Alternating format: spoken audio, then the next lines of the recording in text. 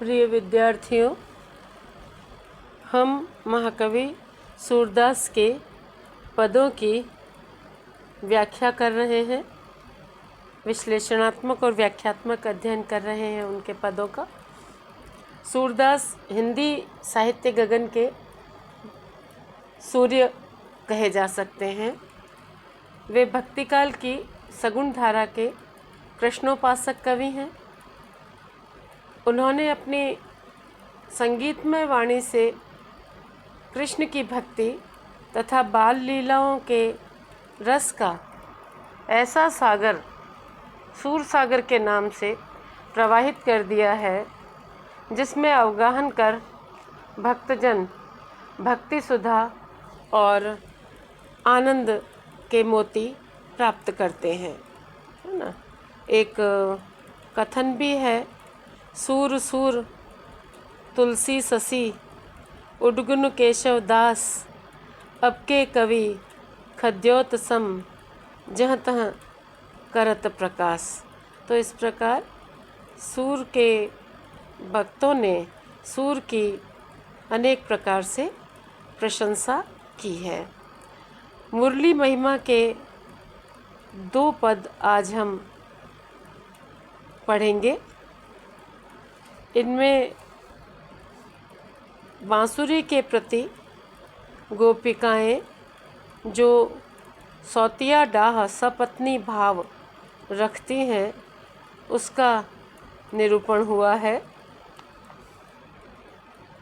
पद देखिए। मायरी मुरली अति गर्व काहू, वदति नाही आजू, हरि को मुख कमल देख पायो सुख राजू। इस पद में भी सांग रूपक है। मुरली या बांसुरी मानो एक राजा के समान है। जैसे राजा सिंहासन पर बैठता है, चंवर डुलता है ना, उसके पांव दबाए जाते हैं, पांव पखारे जाते हैं, है ना। इस तरह जैसे राजा की जो शान और शौकत होती है, बांसुरी की भी वैसी ही, मुरली की भी, वेणु की भी ऐसी ही शान और शौकत है, और वह बड़ी अभिमानी हो गई है बांसुरी। ऐसा गोपिकाएं आपस में चर्चा करते हुए कहती है। बांसुरी के प्रति उनका सपत्नी भाव है, इसलिए वे ईर्ष्या भाव रखती हैं और व्यक्त करती हैं।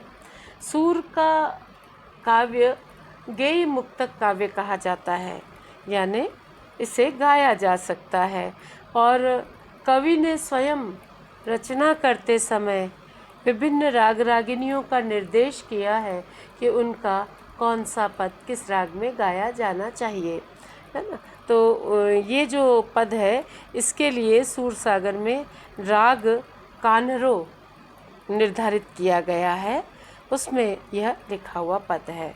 और चूँकि जिस तरह गीत में टेक होती है, एक शब्द कई बार दोहराया भी जाता है, उसी तरह से सूर के पदों में भी हमें आवृत्ति मिलती है।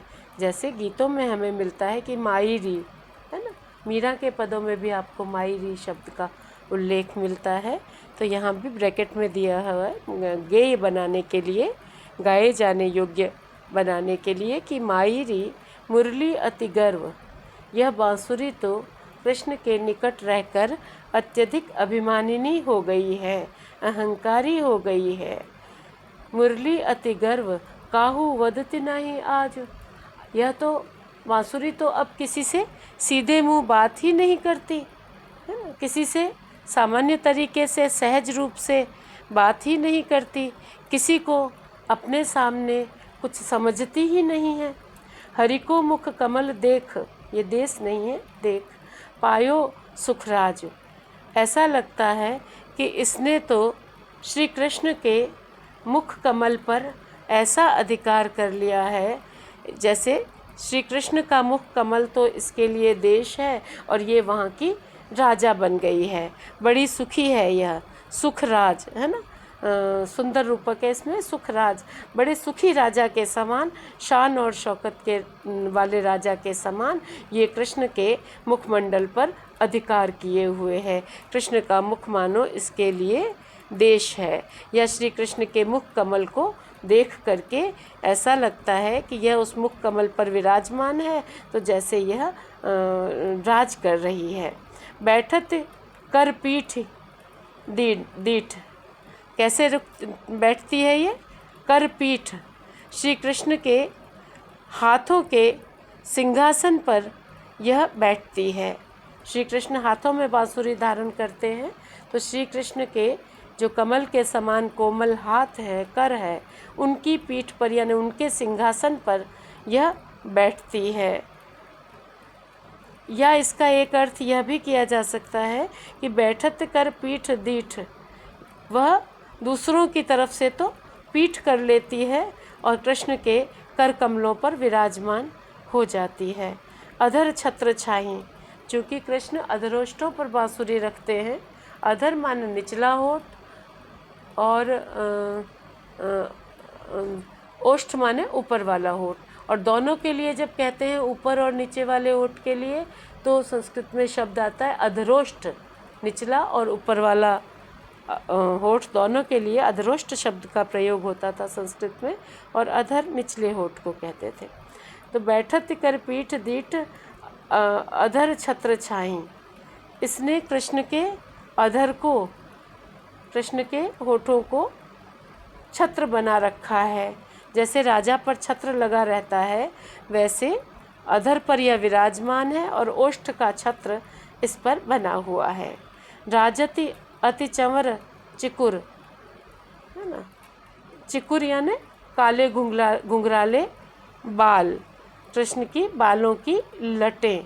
राजत अति चंवर चिकुर, कृष्ण के घुंघराले बाल जो उनके मुखमंडल पर चारों ओर घिर रहे हैं, वे मानो इस बांसुरी रूपी राजा के लिए चंवर के समान है। चंवर जिससे दास दासियाँ राजा पर हवा करते हैं, चंवर डुलाते हैं, सम्मान व्यक्त करते हैं।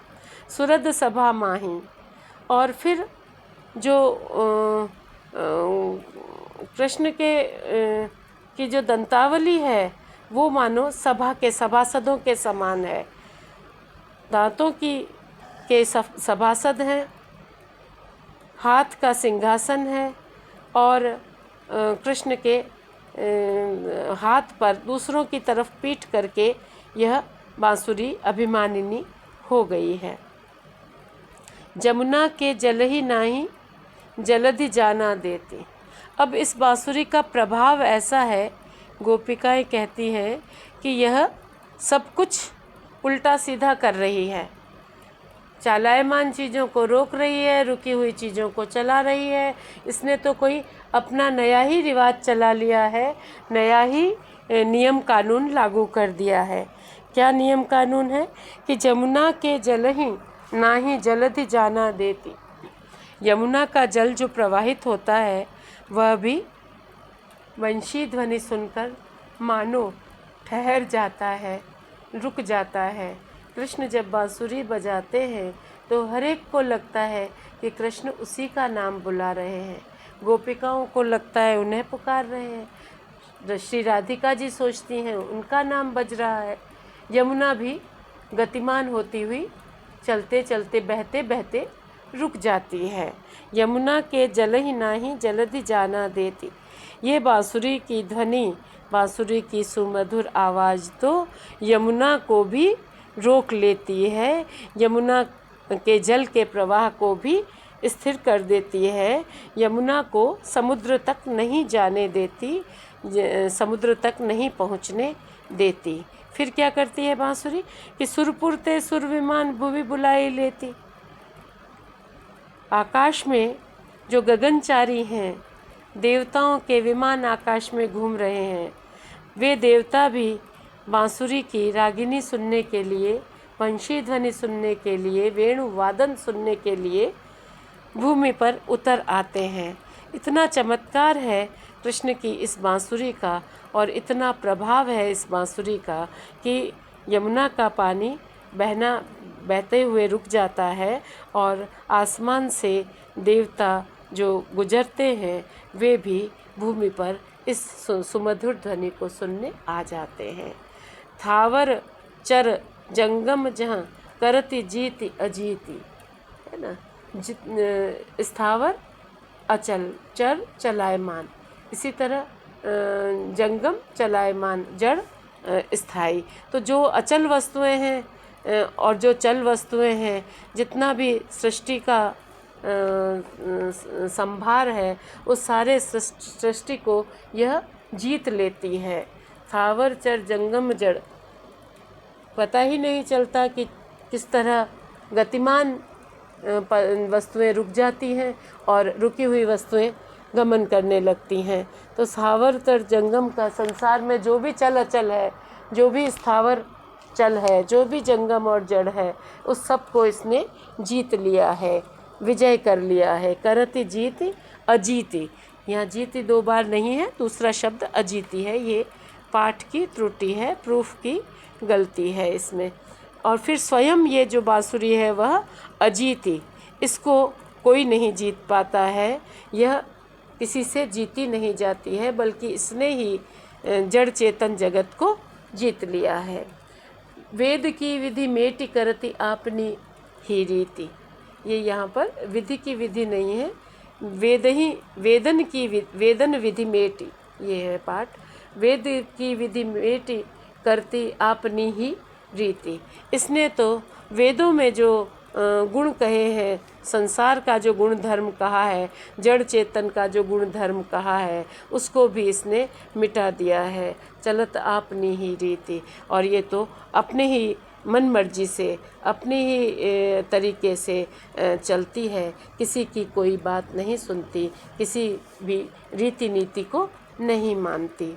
बंसी बस सकल सूर, सुर नर मुनि नाग। सूरदास कहते हैं कि इस बांसुरी की मोहक रागिनी के वश में देवता, दानव, मुनि और नाग इत्यादि सभी इस बांसुरी के वश में हैं। सुरपति हूँ, श्रीपति हूँ, श्री बिसारी याही अनुराग। श्रीपति विष्णु, विष्णु जी ने, जिनके की अवतार श्री कृष्ण है, उन्होंने भी बांसुरी के मोह में लक्ष्मी को छोड़ दिया है, भूल गए हैं। ये जब से विष्णु कृष्ण के अवतार में अवतरित हुए हैं, तब से बांसुरी के मोह में ऐसे गुम हुए हैं, ऐसे लीन हुए हैं, ऐसे तल्लीन हुए हैं, ऐसे एकात्म हुए हैं कि इन्होंने तो मानो जो देवी लक्ष्मी है, उन्हीं को, महालक्ष्मी देवी को ही भूल गए हैं ये, और बांसुरी में ही अनुरक्त हो गए हैं, बांसुरी के प्रति ही इनका अनुराग हो गया है। तो गोपियों को ये बड़ी अचरज की बात लगती है कि श्री कृष्ण जो है हर प्रकार से बांसुरी ने उन्हें अपने वश में कर रखा है। ठीक है, तो ये सपत्नी भाव से गोपियाँ बांसुरी का वर्णन और बांसुरी की ध्वनि के प्रभाव का वर्णन इसमें कर रही हैं। अगला पद ले लेते हैं, सरल और छोटा पद है। मुरली तऊ गोपाल ही भावती, सुनरी सखी यद्यपि नंदलाल ही नाना भांति नचावती। क्या कहती हैं गोपियाँ कि यह जो बांसुरी है वह तो कृष्ण को अत्यधिक प्रिय लगती है। यद्यपि, तऊ माने यद्यपि, तब भी, है ना, तब भी यानी यह बांसुरी कृष्ण को बहुत परेशान करती है, फिर भी कृष्ण की जो बांसुरी वादन की मुद्रा है वह क्या है? त्रिभंगी मुद्रा है। गर्दन झुकी रहती है ना, कमर से भी झुके रहते हैं और पाँवों को भी एक विशिष्ट भंगिमा में लेकर खड़े रहते हैं। तो बड़ी गोपियाँ कहती है कि कष्टप्रद मुद्रा में रखती है, लेकिन कृष्ण तो ऐसे वशीभूत हुए हैं बांसुरी के कि उन्हें इस पर भी यह बांसुरी अच्छी लगती है। तो इस पद में सूर ने कृष्ण पर जो बांसुरी का प्रभाव है और उससे गोपियों को मुरली से होने वाली जो स्वाभाविक ईर्ष्या भाव या स्वाभाविक जलन है, उसका बड़ा मार्मिक चित्रण प्रस्तुत किया है। एक सखी दूसरी सखी से कहती है कि यह बांसुरी श्री कृष्ण को अनेक प्रकार से नाच नचाती है, फिर भी यह कृष्ण को सबसे अधिक प्रिय लगती है। भावती प्रिय लगती है। राखती एक पाँव ठाड़ो करी, कृष्ण को एक पाँव पर यह बांसुरी खड़ा रखती है। अति अधिकार जनावती, और इस प्रकार वह अत्यधिक अधिकार कृष्ण पर जताती हैं। कोमल तन आज्ञा करवावती, कटी टेढ़ी वह जावती, वह कृष्ण के कोमल तन से अपनी आज्ञा का पालन करवाती है, जिससे श्री कृष्ण की जो बांसुरी वादन की त्रिभंगी मुद्रा हो जाती है, यानी कमर पर से भी वह थोड़ा सा झुकते हैं, है ना, मानो कृष्ण को वह कष्ट देती है। अति अधीन सुजान कनोड़े, गिरधर नारी नवावती, यह बांसुरी कृष्ण को अपने अधीन रखती है। किस तरह अधीन रखती है? जैसे कनोड़े, कनोड़े यानी जैसे कृष्ण बांसुरी के कृत दास हों, है ना, खरीदे हुए दास हों, या कनोड़े यानी कृतज्ञ हों, जैसे कृष्ण पर बांसुरी का एहसान हो, ऐसा करते हुए यह कृष्ण को एक दास की तरह नारी नवावती, गिरधर की, जिनका नाम देखो, इस शब्द में देखो अर्थ कि गिरिधर जो गोवर्धन पर्वत को उठाने वाले हैं, ऐसे जो सामर्थ्यवान कृष्ण हैं, उनको यह बांसुरी, है ना, मुरलीधर बना देती है। बांसुरी को वो धारण करते हैं और फिर गर्दन झुका देते हैं, गर्दन सिर झुका करके वे बांसुरी बजाते हैं। तो मानो यह बांसुरी कृष्ण से उनकी गर्दन भी झुकवा देती है।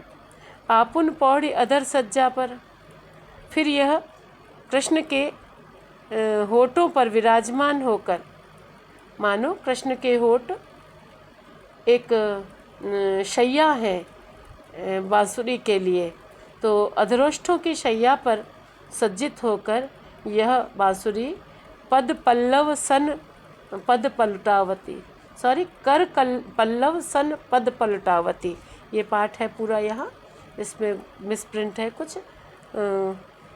हाथों रूपी कमल जैसे जो कृष्ण के हाथ हैं, उनसे वह अपने पांव दबवाती है। कृष्ण अपने हाथों से बांसुरी वादन करते हैं, उसको गोपियाँ कहती हैं कि वह स्वयं बांसुरी उनके होठों पर विराजमान होकर उनके कोमल हाथों से अपने पैर दबवाती है। फिर क्या कहते हैं कि भ्रकुटी कुटिल, जब कृष्ण बांसुरी बजाते हैं तो उनकी भौहें थोड़ी तिरछी हो जाती हैं, नैन नासापुट, और नेत्र भी थोड़े से ज़्यादा विचक्षण हो जाते हैं, नेत्र भी बांके हो जाते हैं, नेत्र भी बंकिम हो जाते हैं, है ना। नासापुट, और जो नासापुट हैं वो फड़कने लगते हैं, है ना। हम पर कोप करावती, ऐसा लगता है कि इस मुख मुद्रा में, इस भाव भंगिमा में यह बांसुरी फड़कते हुए नासिकापुट, बांके नेत्र और टेढ़ी भ्रकुटी, इनसे हम पर क्रोध कराती है, हम पर कृष्ण को कुपित करवाती है। सूर प्रसन्न जानी एकोचिन, धरते शीस डुलावती, यहाँ अधर भी पाठ मिलता है, अधर शीस डुलावती। सूरदास जी ने गोपियों के माध्यम से अपनी बात कही है कि बांसुरी श्री कृष्ण को एक क्षण के लिए भी प्रसन्न जानकर कृष्ण का जो सिर है वह हिलवाने लगती है, यानी बांसुरी बजाते समय कृष्ण जो है अपना मस्तक भी आनंद से हिलाने लगते हैं, है ना, यानी वह बांसुरी ना का संदेश हमें दिलवाने लगती है। तो इस तरह कृष्ण को वह बहुत तरीके से परेशान करती हुई दिखाई देती है, लेकिन फिर भी कृष्ण को यह प्रिय है ना। गोपियों को कृष्ण सर्वाधिक प्रिय हैं, पर कृष्ण को गोपियों से अधिक कोई और प्रिय हो, यह गोपिकाओं के लिए असह्य है, ये उनके लिए अत्यधिक असहनीय विषय है। इसलिए वे कृष्ण के मुरली के प्रेम के प्रति चिंतित हैं और उस बांसुरी के प्रति अपना सपत्नी भाव रखते हुए अपनी भावनाओं को व्यक्त करती है। दोनों सरल हैं पद, ज़्यादा इसमें कोई कठिन शब्द भी नहीं है। ब्रजभाषा, सरल ब्रजभाषा में बात कहते हैं। और गीति काव्य में क्या होता है बच्चों कि जैसे जो सूक्ष्म भाव है, मनोभाव है, वो कई कई पदों में व्याप्त हो जाते हैं। एक ही भाव होता है ना, उसको कई पदों में कवि अलग अलग तरीके से व्यक्त करता है। तो बांसुरी की महिमा अंश के माध्यम से ये बांसुरी के प्रति जो गोपिकाओं की भावनाएं हैं उनको सूर ने व्यक्त किया है। आज के लिए इतना ही। शेष अगले व्याख्यान में भी हम 2 या 3 पदों की व्याख्या करेंगे। धन्यवाद।